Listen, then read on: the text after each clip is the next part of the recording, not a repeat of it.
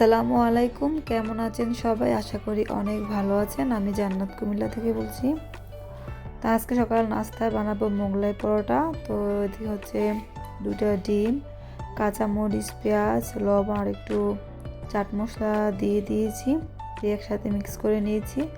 তো এদিক দিয়ে হচ্ছে একটু বড় বড় করে রুটিগুলা বেলে নেব, আর রুটি একটু পাতলা করে বলবো। যেহেতু মোগলাই পরোটা বানাবো তো রুটিটা পাতলা করে বলতে হবে। তো এর মধ্যে হচ্ছে একটু করে ডিমের মিশ্রণটা দিয়ে তারপর হচ্ছে চারদিকটা বটে তারপরে তেলে ভেজে নিব।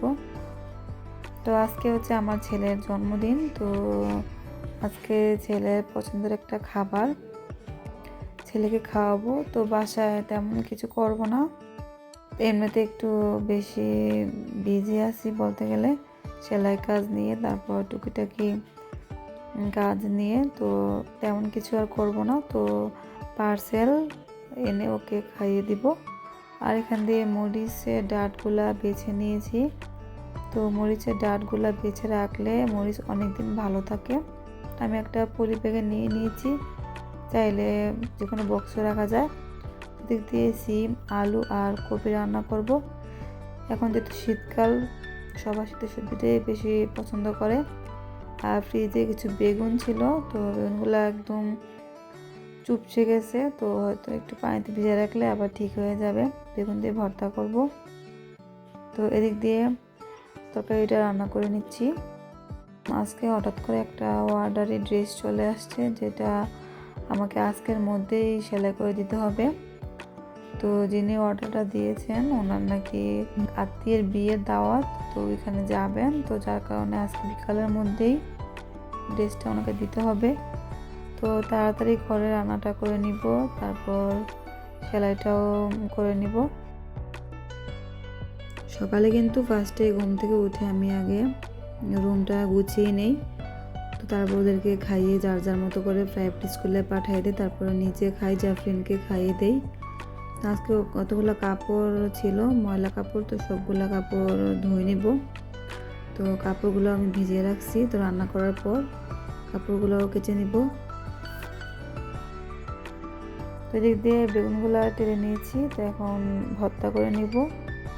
পেঁয়াজ, লবণ, শুকনো মরিচ আর একটু সরিষার তেল দিয়ে ভালো করে বেগুনগুলো মথে নিচ্ছি।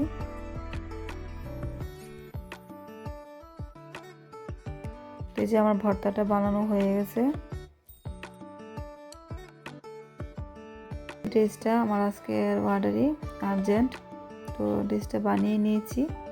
তো পায়জামাটা বানাইছি প্যান্ট প্লাজো, আর জামাটা হালকা কাজের মধ্যে করে দিয়েছি।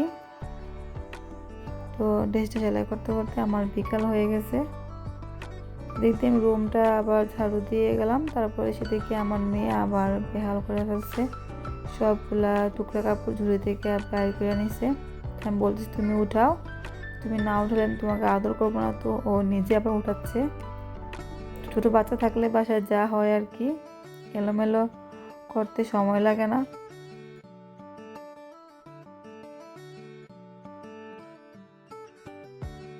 তো সন্ধ্যার দিকে ছেলে একটু বাজারে গিয়েছিল, তো ওর পছন্দের খাবার নিয়ে আসছে, বলতেছে ও নাকি চাপ খাবে। তো ওর জন্য চাপ এনেছে, যাকে বলছে ও বারবিকিউ খাবে, তো ওর জন্য নিয়ে আসছে। আর এখানে রুটি। তো আমার তো একটু ভালো লাগে না এইসব ফাস্টফুডের খাবার, আমি খুব কমই খাই। তো আমি বলছি যে আর বেশি আনতে হবে না, এগুলোই চলবে। তো আজকে ভিডিও ভালো থাকবেন। আল্লাহ হাফেজ, আসসালামু আলাইকুম।